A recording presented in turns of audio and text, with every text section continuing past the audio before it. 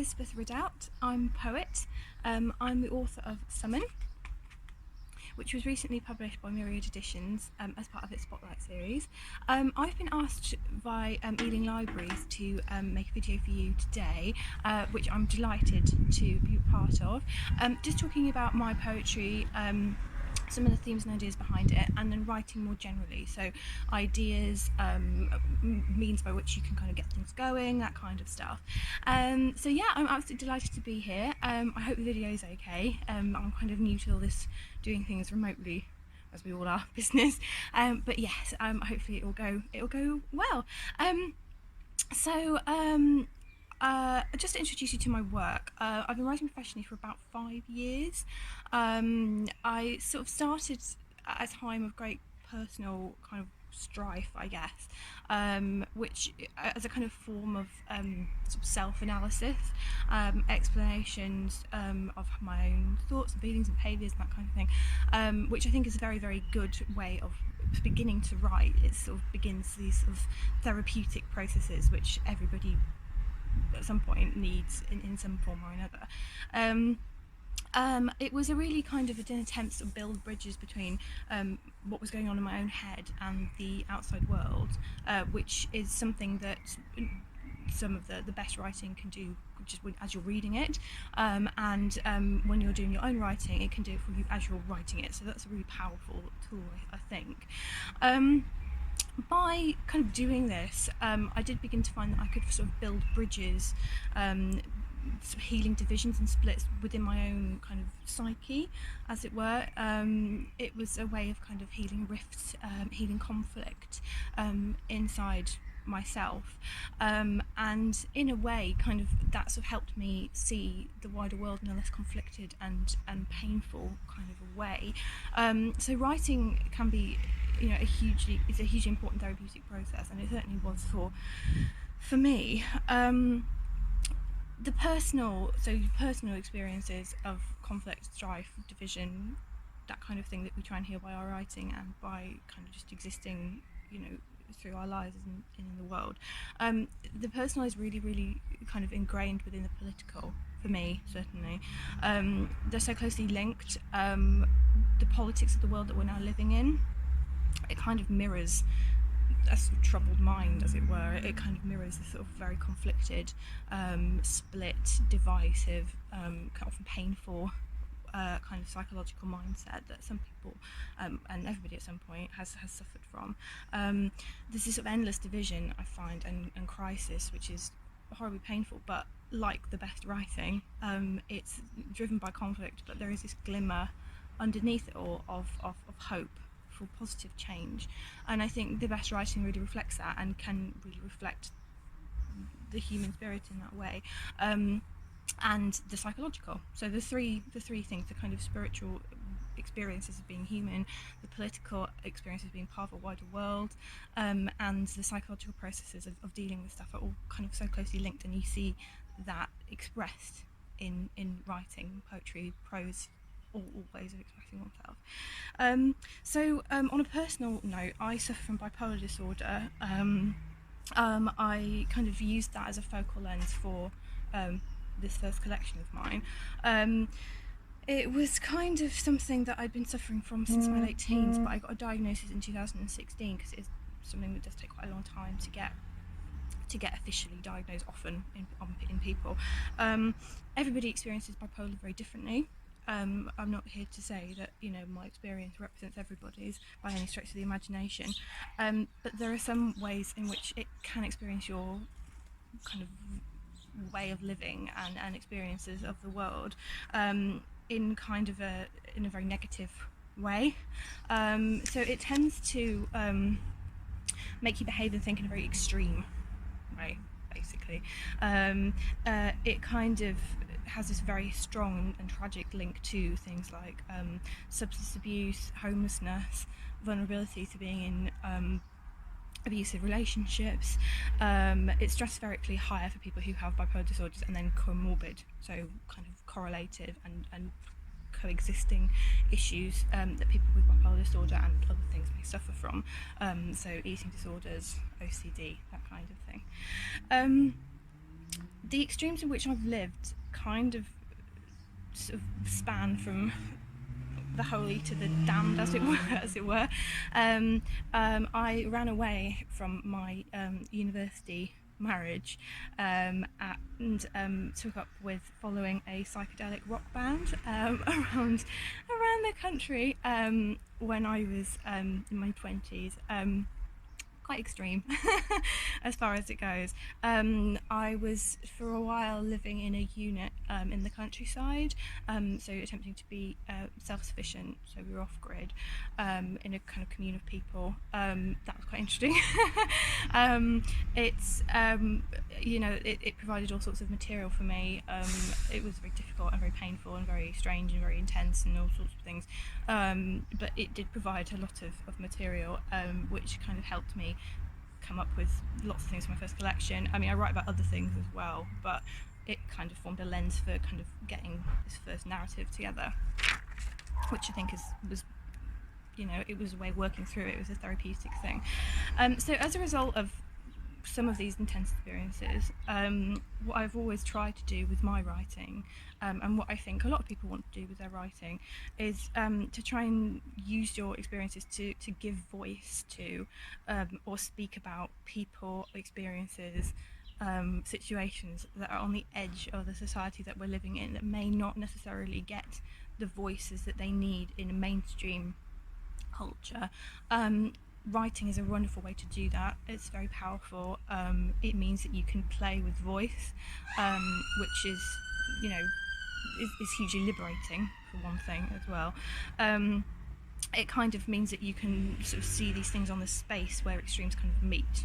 So I think great writing is where extremes, conflict, divisions all kind of meet and heal on some level. So light, dark, manic, depressed, crisis, relief, that kind of thing, they can all kind of meet together in one kind of very perfect piece of prose or poetry, essentially. I'm a big believer in poetry, particularly as a form of exorcism, so you can kind of just get everything out there. It's just getting all these lived experiences out of you and into the world, and then you can knit them together, often during the process of writing it, or the reader can then process them. So once you've got something out there, it lives on through. It's your lived experience, and it's somebody else's read experience, and it's somebody else's told experience, like that kind of thing. It's like passing these things on and changing voices all the time, all the way through, from this one kind of crystalline experience.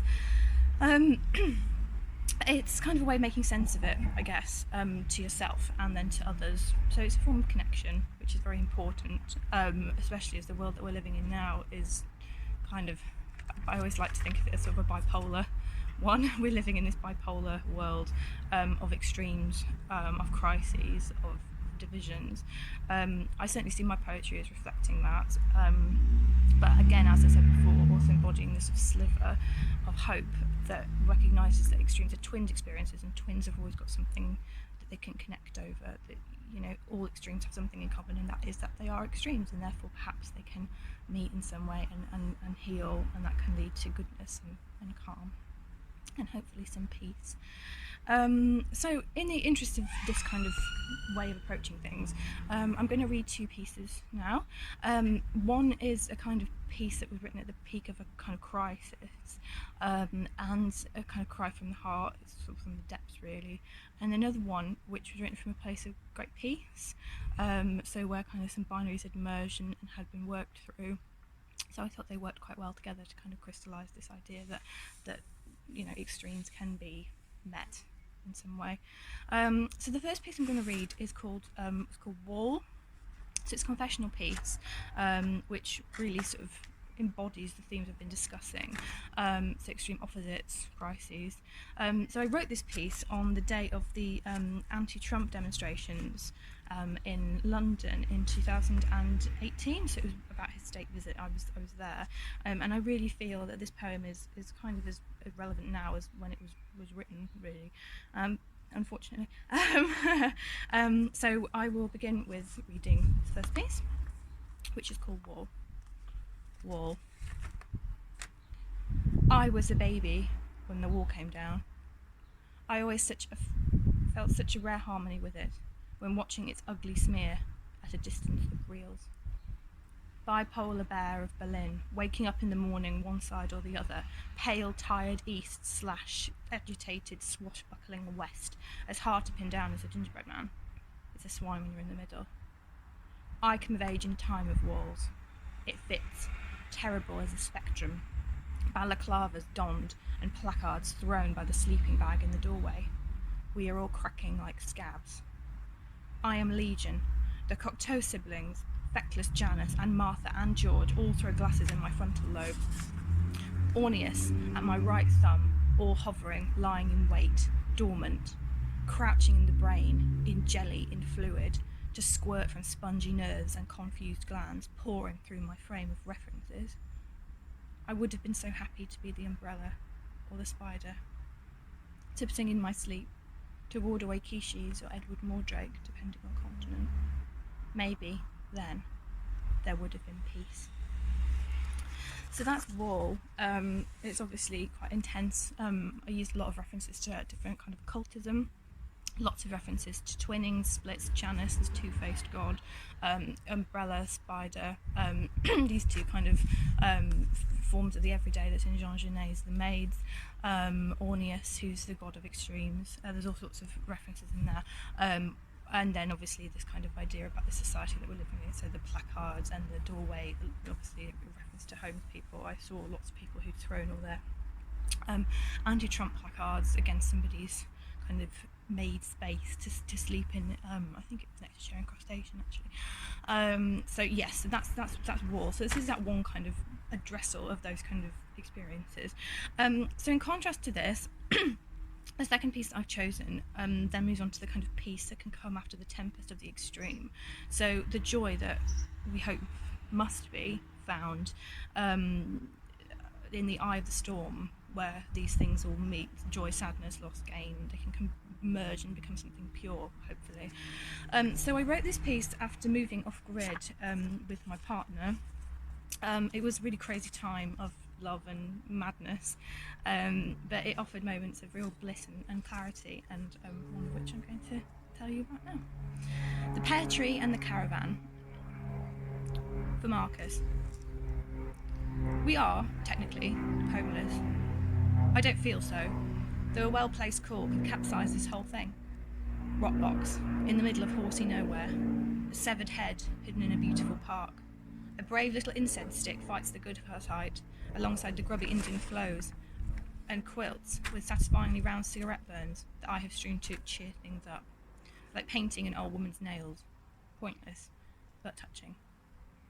We are still too poor to go to the dentist, although you have rescued me, a refugee from a room above a Chinese takeaway at the dubious end of the Holloway Road, with 23 waving cats in the window that still prowl and greet me at 5 a.m. A single glazed Perfex is covered in a moist sheen, a body bag of plastic, keeping us, like taxidermy mice, not too warm and not too cold. Now it is the hottest summer on record, again, and I rip the window open, so the pear tree growing on the other side can drip in, the hand of a grandmother. In the mornings, she serves me breakfast, while you lie next to me on our dirty mattress, naked and asleep. The fruit falls into my hand. Softly, cleanly, plumply, I bite into it. Happiness trickles down my face. So that's the Pear Tree and the Caravan. It's a little bit more cheery, shall we say, for want of a better word.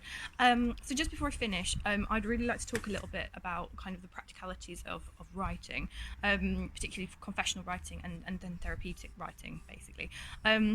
So writing, as we've already said, is a form of bloodletting. It's sort of getting those demons out of you and onto the page. So writers and artists I most admire all use their art as a way to kind of fully embody themselves, but also transcend themselves at the same time. So people like Sylvia Plath, Stevie Smith, like non-poets, David Bowie, Bob Dylan, I mean John Cooper Clarke is a poet, but people like that. All these are characters like disturbed the system by disturbing their own sense of identity and trying on and harnessing the power of other voices to kind of make their statements known. That's important. It's so important to harness in your own work. If you can, as much as you can, it makes it more powerful if you mix your own voice with the voice of your environment. A key point that kind of links to that is all writing should speak from something or someone, or to something or someone. And if you can manage that, if you can take control of an object or a situation and talk from it or to it, it kind of changes the lens of your writing. Makes it exciting, it makes it direct for the reader. So that's such an important thing. And again, it's the idea about voice, your voice merged with the voices of something bigger than you. Ending on a practical note, I'd advise any budding writers to never throw anything away, ever. Even if you think it's rubbish, it won't be, because it's something you've created, but just don't throw it away. Just put it on side for a few weeks. It might be useful later on to rip apart, metaphorically speaking. Take some lines from it, take some images from it, that you might want to come back to for another piece. You might want to move them into something else. There might be something else that you really like about it. You might think, okay, I like this half but not the other half, that kind of thing. It's the kind of growing on part of writing. So if you're a keen gardener, as I am, if poetry were a kind of garden, which I do believe it is, you know, it's the part where you kind of let something settle, come to its own fruition after a bit of time, then go back to it, check what's going on with it and see how it's going. Thank you so much. I'm going to finish there. Thank you so much to Ealing Libraries for allowing me to do this. It's been great. And thank you so much for your time and attention today. Just keep writing. Write as much as you can, as often as you can, and share it with the world as much as you can. Thank you.